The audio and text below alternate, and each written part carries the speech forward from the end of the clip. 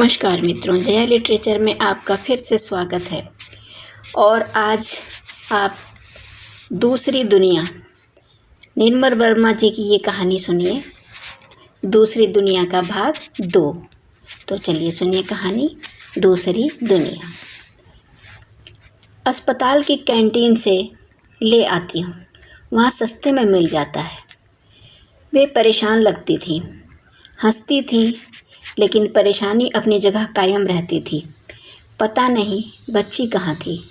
वे उसे चीखते हुए बुला रही थीं और चाय ठंडी हो रही थी। वे सिर पकड़कर बैठी रहीं। फिर याद आया, मैं भी हूँ।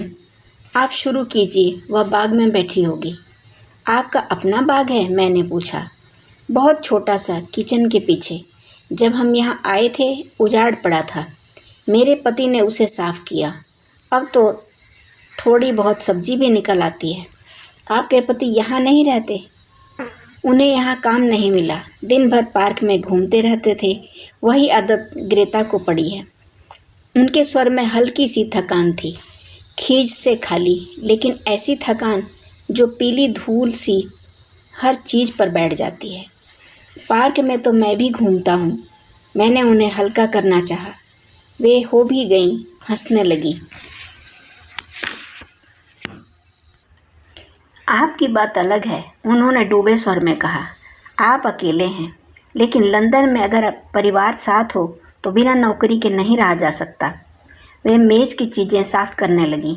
बर्तनों को जमा करने मैं किचन में ले गया। सिंक के आगे खिड़की थी, जहाँ से उनका बाग दिखाई दे। बीच में एक वीपिंग विलो खड़ा था, जिसकी शाखाएं एक उल्टी छतरी की सलाखों सी झूल रही थी। पीछे मुड़ा तो वे दिखाई दी। दरवाजे पर तौलिया लेकर खड़ी थी। क्या देख रहे हैं? आपके बाग को। यह तो कोई बहुत छोटा नहीं है। है नहीं, पर इस पेड़ ने सारी जगह घेर रखी है। मैं इसे कटवाना चाहती थी, लेकिन वह जिद पे अड़ गई। जिस दिन पेड़ कटना था वह रात भर रोती रही। वे चुप हो गई, जैसे उस रात को याद करना अपने में एक नया रोना हो। क्या कहती थी? कहती क्या थी? अपनी जिद पर अड़ी थी। बहुत पहले कभी इसके पापा ने कहा होगा कि पेड़ के नीचे समर हाउस बनाएंगे। अब आप बताइए, यहाँ खुद रहने की जगह है नहीं, बाग में गुड़ियों का समर हाउस बनेगा। Summer house? हाँ, समर हाउस, जहाँ ग्रेता अपने भालू के साथ रहेगी। वे हंसने लगी, एक उदास सी हंसी, जो एक खाली जगह से उठकर दूसरी खाली जगह पर ख़त्म हो जाती है और बीच के जगह को खाली छोड़ जाती है। मेरे जाने का समय हो गया था, लेकिन ग्रेता कहीं दिखाई नहीं दी। हम सीढ़ियों चढ़कर ऊपर चले आए। लंदन की मैली धूप पड़ोस की चिमनियों पर रेंग रही थी। जब विदा लेने के लिए मैंने हाथ आगे बढ़ाया तो उन्होंने कुछ सकुचाते हुए कहा, आप कल खाली हैं? कहिए, मैं तकरीबन हर रोज़ खाली रहता हूँ। कल इतवार है, उन्होंने कहा। ग्रेता की छुट्टी है, पर मेरी अस्पताल में ड्यूटी है। क्या मैं उसे आपके पास छोड़ सकती हूँ? कितने बजे आना होगा? नहीं, आप आने की तकलीफ़ ना करें। अस्पताल जाते हुए इसे लाइब्रेरी के सामने छोड़ दूँगी। शाम को लौटते हुए ले लूँगी। मैंने हामी भरी और सड़क पर चला आया। कुछ दूर चलकर जेब के पैसे निकाले और उन्हें गिनने लगा। आज खाने के पैसे बच जाएंगे, यह सोचकर खुशी हुई। मैंने बची हुई रेजगारी को मुट्ठी में दबाया और घर की तरफ चलने लगा। मैं लाइब्रेरी के दरवाजे पर खड़ा था। उन्हें देर हो गई थी, शायद सर्दी के कारण। धूप कहीं न थी। लंदन की इमारतों पर अवसन्न सा आलोक फैला था, पीला और जर्द, जिसमें वे और भी दरिद्र और दुखी दिखाई देती थी। मुझे उनकी सफ़ेद पोशाक दिखाई दी। दोनों पार्क से गुजरते हुए आ रही थी, आगे आगे वे और पीछे भागती हुई ग्रेता। जब उन्होंने मुझे देख लिया तो हवा में हाथ हिलाया, बच्ची को जल्दी से चूमा और तेज कदमों से अस्पताल की तरफ मुड़ गई। किंतु बच्ची को कोई जल्दी न थी। वह धीमे कदमों से मेरे पास आई। सर्दी में नाक लाल सुर्ख हो गई थी। उसने पूरी बाहों वाला ब्राउन स्वेटर पहन रखा था। सिर पर वही पुरानी कैप थी जिसे मैं पार्क में देखा करता था। वह निढाल सी खड़ी थी। चलोगी? मैंने उसका हाथ पकड़ा। उसने चुपचाप सिर हिला दिया। मुझे हल्की सी निराशा हुई। मैंने सोचा था वह पूछेगी कहाँ, और तब मैं उसे आश्चर्य में डाल दूंगा, पर उसने पूछा कुछ भी नहीं और हम सड़क पार करने लगे। जब हम पार्क को छोड़कर आगे बढ़े तो एक बार उसने प्रश्न भरी निगाहों से मेरी ओर देखा, जैसे वह अपने किसी सुरक्षित घेरे से बाहर जा रही हो। पर मैं चुप रहा और उसने कुछ पूछा नहीं। तब मुझे पहली बार लगा कि जब बच्चे माँ बाप के साथ नहीं होते तो सब प्रश्नों की पुड़िया बनाकर किसी अंधेरे गड्ढे में फेंक देते हैं। ट्यूब में बैठकर वह कुछ निश्चिंत नजर आई। उसने मेरा हाथ छोड़ दिया और खिड़की के बाहर देखने लगी। क्या अभी से रात हो गई? उसने पूछा। रात कैसी? देखो बाहर कितना अंधेरा है। हम जमीन के नीचे हैं, मैंने कहा। वह सोचने लगी, फिर धीरे से कहा, नीचे रात है, ऊपर दिन। हम दोनों हंसने लगे। मैंने पहले कभी ऐसा नहीं सोचा था। धीरे धीरे रोशनी नजर आने लगी। ऊपर आकाश का एक टुकड़ा दिखाई दिया और फिर अथाह सफेदी में डूबा हुआ दिन सुरंग से बाहर निकल आया। ट्यूब स्टेशन की सीढ़ियां चढ़ते हुए वह रुक गई। मैंने आश्चर्य से उसकी ओर देखा। रुक क्यों गई? मुझे बाथरूम जाना है। मुझे दहशत हुई। टॉयलेट नीचे था और वह इस तरह अपने को रोके बहुत दूर तक नहीं जा सकती थी। मैंने उसे गोद में उठा लिया और उल्टे पांव सीढ़ियों पर भागने लगा। गलियारे के दूसरे सिरे पर टॉयलेट दिखाई दिया, पुरुषों के लिए। मैं जल्दी से भीतर ले गया। दरवाज़ा बंद करके बाहर आया तो लगा जैसे वह नहीं, मैं मुक्त हो रहा हूँ। वह बाहर आई तो परेशान सी नजर आई। अब क्या बात है? चेन बहुत ऊंची है, उसने कहा। तुम ठहरो, मैं खींच आता हूँ। उसने मेरा कोट पकड़ लिया। वह खुद खींचना चाहती थी। उसके साथ मैं भीतर गया, उसे दोबारा गोद में उठाया और तब तक उठाता गया जब तक उसका हाथ चैन तक नहीं पहुंच गया। हम दोनों विस्मय से टॉयलेट में पानी को बहता देखते रहे, जैसे यह चमत्कार जिंदगी में पहली बार देख रहे हों। हम दोबारा सीढ़ियां चढ़ने लगे। ऊपर आए तो उसने कसकर मेरा हाथ भींच लिया। ट्रीफाल्गर स्क्वायर आगे था। चारों तरफ भीड़, उजाला, शोर। मैं उसे आश्चर्य में डालना चाहता था, किंतु वह डर गई थी। वह इतना डर गई थी कि मेरी इच्छा हुई कि मैं उसे दोबारा नीचे ले जाऊं, ट्यूब स्टेशन में, जहां जमीन का अपना सुरक्षित अंधेरा था। लेकिन जल्दी ही वह डर बह गया और कुछ देर बाद उसने मेरा हाथ छोड़ दिया। वह स्क्वायर के अनोखे उजाले में खो गई थी। वह उन शेरों के नीचे चली आई जो काले पत्थरों पर अपने पंजे खोलकर भीड़ को निहार रहे थे। बहुत से बच्चे कबूतरों को दाना डाल रहे थे। पंखों की छाया एक बादल सी दिखाई देती थी जो हवा में कभी इधर जाती थी, कभी उधर, सिर के ऊपर से निकल जाती थी और कानों में सिर्फ एक गर्म सनसनाती फड़फड़ाहट बाकी रह जाती थी। वह सुन रही थी, वह मुझे भूल गई थी। मैं उसकी आंख बचाकर स्क्वायर के बीच चला आया। वहाँ एक लाल लकड़ी का कैबिन था जहाँ दाने बिकते थे। एक कप दाने के दाम 4 पेंस। मैंने एक कप खरीदा और भीड़ में उसे ढूंढने लगा। बच्चे बहुत थे, कबूतरों से घिरे हुए, किंतु वह जहाँ थी वहाँ खड़ी थी, अपनी जगह से 1 इंच भी ना हिली थी। मैं उसके पीछे गया और दानों का कप उसके आगे कर दिया। वह मुड़ी और हकबका कर मेरी ओर देखा। बच्चे कृतज्ञ नहीं होते, सिर्फ अपना लेते हैं। एक तीसरी आंख खुल जाती है जो सब चुप्पियों को पाट देती है। उसने कप को लगभग मेरे हाथों से खींचते हुए कहा, क्या वे आएंगे? जरूर आएंगे। पहले तुम्हें एक एक दाना डालना होगा उन्हें पास बुलाने के लिए। फिर उसने मेरी बात नहीं सुनी। वह उस तरफ भागती हुई जहाँ इक्के दुक्के कबूतर भटक रहे थे। शुरू में उसने डरते हुए हथेली आगे बढ़ाई। कबूतर उसके पास आते हुए झिझक रहे थे, जैसे उसके डर ने उन्हें भी छू लिया हो, किंतु ज़्यादा देर वे अपना लालच नहीं रोक सके। नखरे छोड़कर पास आए, इधर उधर देखने का बहाना किया और फिर खटाखट उसकी हथेली से दाने चुगने लगे। वह अब अपनी फ्रॉक फैलाकर बैठ गई थी, एक हाथ में दोना, दूसरे हाथ में दाने। मैं अब उसे देख भी नहीं सकता था। पंखों की सलेटी फड़फड़ाती छत ने उसे अपने में ढक लिया था। मैं बेंच पर बैठ गया, फव्वारों को देखने लगा। जिनके छींटे उड़ते हुए घुटनों तक आ जाते थे। बादल इतने नीचे झुक आए थे कि नेल्सन का सिर सिर्फ एक काले धब्बे सा दिखाई देता था। दिन बीत रहा था। कुछ ही देर में मैंने देखा वह सामने खड़ी है। मैं एक कप और लूँगी, उसने कहा। अब नहीं, मैंने कुछ हिचकिचाते हुए कहा। काफ़ी देर हो गई है, अब चाय पियेंगे और तुम आइसक्रीम लोगी। उसने सिर हिलाया। मैं एक कप और लूँगी। उस स्वर में जिद नहीं थी। कुछ क्षण पहले जो पहचान आई थी वह मानो मुझसे नहीं उससे आग्रह कर रही हो। मैंने उसके हाथ से खाली कप लिया और दुकान की तरफ बढ़ गया। पीछे मुड़कर देखा, वह मुझे देख रही थी। मैं दुकान के पीछे मुड़ गया। वहाँ भीड़ थी और उसकी आंखें मुझ तक नहीं पहुँच सकती थी। कोने में सिमट कर मैंने जेब से पैसे निकाले। चाय और आइसक्रीम के पैसे एक तरफ किए, ट्यूब के किराए के पैसे दूसरी तरफ। बाकी सिर्फ 2 पेंस बचे थे। मैंने चाय के कुछ पेंस उसमें मिलाए और दुकान के आगे लगी क्यू में शामिल हो गया।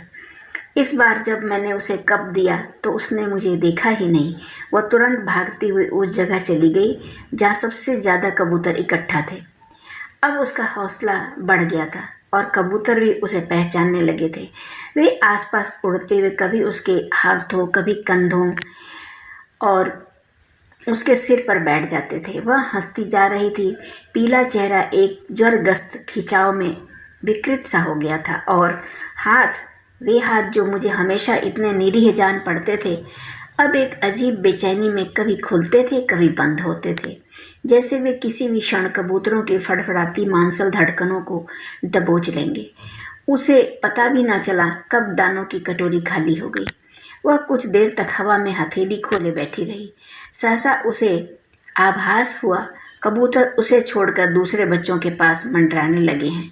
वह खड़ी हो गई और बिना कहीं देखे चुपचाप मेरे पास चली आई। वह एकटक मुझे देख रही थी। मुझे शक हुआ, वह मुझ पर शक कर रही है। मैं बेंच से उठ खड़ा हुआ। अब चलेंगे, मैंने कहा। मैं एक कप और लूँगी। अब और नहीं, तुम 2 ले चुकी हो, मैंने गुस्से में कहा। तुम्हें मालूम है हमारे पास कितने पैसे बचे हैं? सिर्फ एक और, उसके बाद हम लौट जाएंगे। लोग हमें देखने लगे थे। मैं बहस कर रहा था दानों की एक कटोरी के लिए। मैंने उसे उठाकर बेंच पर बिठा दिया। ग्रेता, तुम बहुत जिद्दी हो, अब तुम्हें कुछ नहीं मिलेगा। उसने ठंडी आंखों से मुझे देखा। आप बुरे आदमी हैं, मैं आपके साथ कभी नहीं खेलूंगी। मुझे लगा जैसे उसने मेरी तुलना किसी अदृश्य व्यक्ति से की हो। मैं खाली सा बैठा रहा। कभी कभी ऐसा होता है कि अपने लिए कोई उम्मीद नहीं रहती, सिर्फ घोर हैरानी होने लगती है। अपने होने पर ही हैरानी होने लगती है। फिर मुझे वह आवाज़ सुनाई दी जो आज भी अकेले में सुनाई दे जाती है और मैं मुंह मोड़ लेता हूँ। वह रो रही थी। हाथ में दानों का खाली कप था और उसकी कैप खिसक कर माथे पर चली आई थी। वह चुप्पी का रोना था, अलग अलग सांसों के बीच बिंधा हुआ। मुझसे वह नहीं सहा गया। मैंने उसके हाथ से कप लिया और लाइन में जाकर खड़ा हो गया। इस बार पैसों को गिनना भी याद नहीं आया। मैं सिर्फ उसका रोना सुन रहा था। हालांकि वह मुझसे बहुत दूर थी और बीच में कबूतरों की फड़फड़ाहट और बच्चों की चीखों के कारण कुछ भी सुनाई नहीं देता था। पर इन सब के परे मेरे भीतर का सन्नाटा था, जिसके बीच उसकी रूंधी सांसें थीं और उन्हें मैं अंतहीन दूरी से सुन सकता था। किंतु इस बार पहले जैसा नहीं हुआ। वह बहुत देर तक कोई कबूतर उसके पास नहीं आया।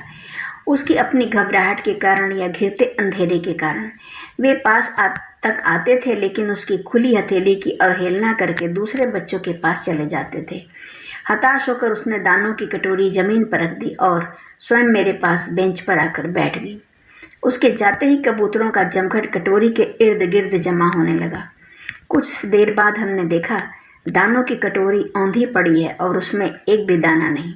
अब चलोगी, मैंने कहा। वह तुरंत बेंच से उठ खड़ी हुई, जैसे वह इतनी देर से सिर्फ इसकी ही प्रतीक्षा कर रही हो। उसकी आंखें चमक रही थी, एक भीगी हुई चमक जो आंसुओं के बाद चली आती है। उन दिनों ट्रेफाल्गर स्क्वायर के सामने लायंस का रेस्तरां होता था, गंदा और सस्ता दोनों ही। सड़क पार करके हम वहीं चले आए। इस बीच मैंने जेब में हाथ डालकर पैसों को गिन लिया था और मैंने उसके लिए 2 टोस्ट मंगवाए, अपने लिए चाय। आइसक्रीम को भुला देना ही बेहतर था। वह पहली बार किसी रेस्तरां में आई थी। गहरी उत्सुकता से चारों तरफ देख रही थी। मुझे लगा कुछ देर पहले का संताप घुलने लगा है। हम करीब करीब दोबारा एक दूसरे के करीब आ गए थे, लेकिन पहले जैसे नहीं।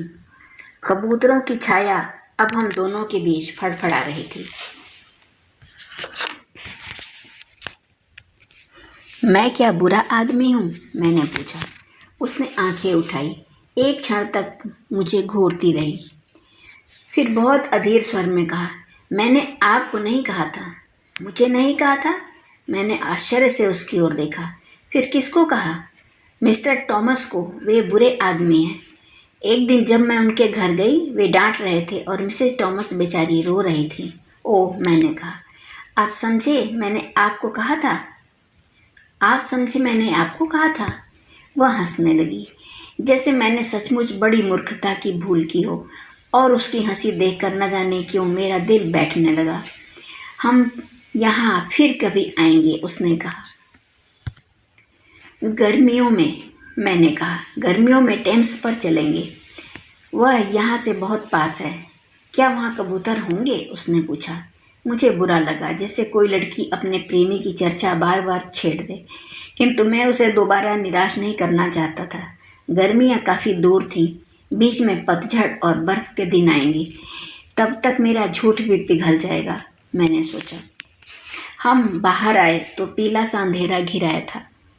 हालांकि दोपहर अभी बाकी थी। उसने खोई हुई आंखों से स्क्वायर की तरफ देखा, जहाँ कबूतर अब भी उड़ रहे थे। मेरी जेब में अब उतने ही पैसे थे जिनसे ट्यूब का किराया दिया जा सके। इस बार उसने कोई आग्रह नहीं किया। मुझे लगता है बच्चे एक सीमा के बाद बड़ों की गरीबी ना सही मजबूरी सूंघ लेते हैं। मैंने सोचा था ट्रेन में बैठेंगे तो मैं उससे समर हाउस के बारे में पूछूंगा, उस विलो के बारे में भी जो अकेला उसके बाग में खड़ा था। मैं उसे दोबारा उसकी अपनी दुनिया में लाना चाहता था, जहाँ पहली बार हम दोनों एक दूसरे से मिले थे। पर ऐसा हुआ नहीं। सीट पर बैठते ही उसकी आंखें मुदने लगीं। ट्रिफाल्गर स्क्वायर से इस्लिंगटन तक काफ़ी लंबा फासला था। कुछ देर बाद उसने मेरे कंधों पर अपना सिर टिका लिया और सोने लगी। इस बीच मैंने एक आध बार उसके चेहरे को देखा। मुझे हैरानी हुई कि सोते हुए वह हूबहू वैसी ही लग रही है जैसे पहली बार मैंने उसे देखा था, पार्क में पेड़ों के बीच तल्लीन और साबूत। कबूतरों के लिए जो भटकाव आया था वह अब कहीं न था। आंसू कब के सूख चले थे। नींद में वह उतनी ही मुकम्मल जान पड़ती थी जितनी झाड़ियों के बीच। और तब मुझे अजीब सा विचार आया। पार्क में उसने कई बार मुझे पकड़ा था, किंतु उसके सोते हुए तल्लीन चेहरे को देखकर मुझे लगा कि वह हमेशा से पकड़ी हुई लड़की है, जबकि मेरे जैसे लोग सिर्फ कभी कभी पकड़ में आते हैं और उसे इसका कोई पता नहीं है। तथा यह एक तरह का वरदान था, क्योंकि दूसरों को हमेशा छूटने का, मुक्त होने का भ्रम रहता है, जबकि बच्ची को इस तरह की कोई आशा नहीं थी। तब पहली बार मैंने उसे छूने का साहस किया। मैंने धीरे धीरे उसके गालों को छूने लगा, जो आंसुओं के बाद गर्म हो आए थे, कुछ वैसे ही जैसे बारिश के बाद घास की पत्तियां हो जाती हैं। वह जगी नहीं। ट्यूब स्टेशन आने तक आराम से सोती रही। उस रात बारिश हुई, हफ्ते भर चलती रही। झूठी गर्मियों के दिन खत्म हो गए। सारे शहर पर पीली धुंध की परतें जमा रहती। सड़क पर चलते हुए कुछ भी दिखाई न देता, न पेड़, न लैंप पोस्ट, न दूसरे आदमी। मुझे वे दिन याद हैं, क्योंकि उन्हीं दिनों मुझे काम मिला था। लंदन में वह मेरी पहली नौकरी थी। काम ज़्यादा था लेकिन मुश्किल नहीं। एक पब में काउंटर के पीछे 7 घंटे खड़े रहना पड़ता था। बियर और लिकर के गिलास धोने पड़ते थे। 11 बजे घंटी बजानी पड़ती थी और पियक्कड़ लोगों को बाहर खदेड़ना पड़ता था। कुछ दिन तक मैं कहीं बाहर न जा सका। घर लौटता और बिस्तर पकड़ लेता, मानो पिछले महीनों की नींद कोई पुराना बदला निकाल रही हो। नींद खुलती तो बारिश दिखाई देती। जो घड़ी की टिक टिक की तरह बराबर चलती रहती। कभी कभी भ्रम होता कि मैं मर गया हूँ और अपनी कब्र की दूसरी तरफ से बारिश की टप टप सुन रहा हूँ। लेकिन एक दिन आकाश दिखाई दिया, पूरा नहीं, सिर्फ एक नीली डूबी सी फांक, और उसे देखकर मुझे अकस्मात पार्क के दिन याद हो आए। यहूदी रेस्तरां की बिल्ली और बाजार जाती हुई मिसेस टॉमस। वह मेरी छुट्टी का दिन था। उस दिन मैंने सबसे बढ़िया कपड़े पहने और कमरे से बाहर निकल आया। लाइब्रेरी खुली थी, सब पुराने चेहरे वहाँ दिखाई देते थे। पार्क खाली पड़ा था, पेड़ों पर पिछले दिनों की बारिश चमक रही थी। वे सिकुड़े से दिखाई देते थे, जैसे आने वाली सर्दियों की अफवाहें उन्हें छू गई हों। मैं दोपहर तक प्रतीक्षा करता रहता। ग्रेता कहीं दिखाई न दी, न बेंच पर, न पेड़ों के पीछे। धीरे धीरे पार्क का पीला पतझड़ी आलोक मंद पड़ने लगा। 5 बजे अस्पताल में गजर सुनाई दिया और मेरी आंखें अनायास फाटक की ओर उठ गईं। कुछ देर तक कोई दिखाई नहीं दिया। फाटक के ऊपर लोहे का हैंडल शाम की आखिरी धूप में चमक रहा था। उसके पीछे अस्पताल की लाल ईंटों वाली इमारत दिखाई दे रही थी। मुझे मालूम था उन्हें घर जाने के लिए पार्क के बीच से निकलना होगा, किंतु फिर भी मैं अनिश्चित निगाहों से कभी फाटक को देखता था, कभी सड़क को। यह ख्याल भी आता था कि शायद आज उनकी ड्यूटी अस्पताल में न हो और वे दोनों घर में ही बैठे हों। सड़क पर बत्तियां जलने लगी। मुझे अजीब सी घबराहट हुई, जैसे प्रतीक्षा का अंत आ पहुंचा है और मैं उसे टालता जा रहा हूं। मैं बेंच से उठ खड़ा हुआ। खड़े होकर प्रतीक्षा करना ज़्यादा आसान जान पड़ा, किंतु तभी मुझे फाटक के निकट सरसराहट सुनाई दी। उनके चेहरे को बाद में देखा। उनकी सफ़ेद पोशाक पहले दिखाई दी। वे तेज कदमों से पार्क के बीच पगडंडी पर चल रही थी। उन्होंने मुझे नहीं देखा था। यदि वे मेरी दिशा में आ रही होती तो भी शायद धुंधलके में मुझे नहीं पहचान पाती। मैं भागता हुआ उनके पीछे चला गया। मिसेस पार्कर, पहली बार मैंने उन्हें उनके नाम से बुलाया था।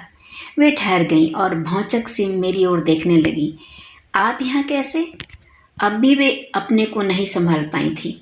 मैं यहाँ दोपहर से बैठा हूँ, मैंने मुस्कुराते हुए कहा। वे हकबकाई से मुझे देख रही थी। उन्होंने मुझे पहचान लिया था, लेकिन जैसे उस पहचान का मतलब नहीं टोह पा रही थी। मैं कुछ असमंजस में पड़ गया और सहज स्वर में पूछा, आज आप इतनी देर से लौट रही हैं? 5 का गजर तो कब का बज चुका है। 5 का गजर? उन्होंने विस्मय से पूछा। आप हमेशा 5 बजे लौटती थीं? मैंने कहा। ओह, उन्हें याद आया, जैसे मैं किसी प्रागैतिहासिक घटना का उल्लेख कर रहा हूँ। आप लंदन में ही थे? उन्होंने पूछा। मुझे काम मिल गया, इतने दिनों से इसीलिए नहीं आ सका। ग्रेटा कैसी है? वे हिचकिचाईं। एक छोटे क्षण की हिचकिचाहट जो कुछ भी मानी नहीं रखती, लेकिन शाम के धुंधलके में मुझे वह अपशकुन सा जान पड़ी। मैं आपको बताना चाहती थी, लेकिन मुझे आपका घर नहीं मालूम था। वह ठीक है? हाँ ठीक है, उन्होंने जल्दी से कहा, लेकिन वह अब यहाँ नहीं है। कुछ दिन पहले उसके पिता आए थे, वे उसे अपने साथ ले गए। मैं उन्हें देखता रहा। मेरे भीतर जो कुछ था वह ठहर गया। मैं उसके भीतर था, उस ठहराव के, और वहाँ से दुनिया बिल्कुल बाहर दिखाई देती थी। मैंने कभी इतनी सफाई से बाहर को नहीं देखा था। कब की बात है? जिस दिन आप उसके साथ ट्रिफाल्गर स्क्वायर गए थे, उसके दूसरे दिन ही वे आए थे। आप जानते हैं, उन्हें वहाँ काम मिल गया है। और आप? मैंने कहा। आप यहाँ अकेली रहेंगी? मैंने अभी कुछ सोचा नहीं है। उन्होंने धीरे से सिर उठाया। आवाज़ हल्के से कांपी थी और एक क्षण के लिए मुझे उनके चेहरे पर बच्ची दिखाई दी। ऊपर उठा हुआ होंठ और भीगी आंखें, हवा में उड़ते हुए कबूतरों को निहारती हुई। आप कभी घर जरूर आइएगा। उन्होंने विदा मांगी और मैंने हाथ आगे बढ़ा दिया। मैं बहुत दूर तक उन्हें देखता रहा, फिर काफ़ी देर तक बेंच पर बैठा रहा। मुझे कहीं नहीं जाना था, नहीं प्रतीक्षा करनी थी। धीरे धीरे पेड़ों के ऊपर तारे निकलने लगे। मैंने पहली बार लंदन के आकाश में इतने तारे देखे थे, साफ और चमकीले, जैसे बाहर बारिश ने उन्हें भी धो डाला हो। It is time dear, it is time. Park के चौकीदार ने दूर से ही आवाज़ लगाई। वह गेट की चाबियां खनखनाता हुआ पार्क का चक्कर लगा रहा था। टॉर्च की रोशनी में वह हर बेंच, झाड़ी और पेड़ के नीचे देख लेता था कि कहीं कोई छूट तो नहीं गया। कोई खोया हुआ बच्चा, कोई शराबी, कोई घरेलू बिल्ली। वहाँ कोई नहीं था, कोई भी चीज़ नहीं छूटी थी। मैं उठ खड़ा हुआ और गेट की तरफ चलने लगा। सहसा हवा उठी थी, हल्का सा झोंका अंधेरे में चला आया और पेड़ सरसराने लगे।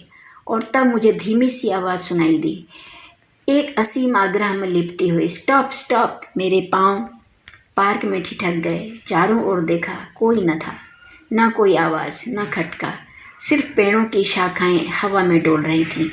उस समय एक पगली, उत्कट, नंगी सी आकांक्षा मेरे भीतर जागने लगी कि यहीं बैठ जाऊं, इन पेड़ों के बीच, जहां मैं पहली बार पकड़ा गया था। मेरी अब और आगे जाने की इच्छा नहीं थी। मैं इस बार अंतिम और अनिवार्य रूप से पकड़ लिया जाना चाहता था। इट इज़ क्लोजिंग टाइम, चौकीदार ने इस बार बहुत पास आकर कहा। मेरी तरफ जिज्ञासा से देखा कि क्या मैं वही आदमी हूँ जो अभी कुछ देर पहले बेंच पर बैठा था। इस बार मैं नहीं मुड़ा, पार्क से बाहर आकर ही सांस ली। मेरा गला सूख गया था। पार्क के सामने पब की लालटेन झूलती दिखाई दी। मैंने जेब से पर्स निकाला पैसे गिनने के लिए। पुरानी गरीबी की यह आदत अभी भी बची थी। मैंने हैरानी से देखा कि मेरे पास पूरे 2 पाउंड है और तब मुझे याद आया कि मैं उन्हें कबूतरों के दानों के लिए लाया था। धन्यवाद। अभी आप सुन रहे थे कहानी दूसरी दुनिया। लेखक थे निर्मल वर्मा। अगर आपको कहानी पसंद आती है मित्रों तो इसे शेयर कीजिएगा और मेरे चैनल को सब्सक्राइब कीजिएगा। धन्यवाद, बहुत बहुत धन्यवाद।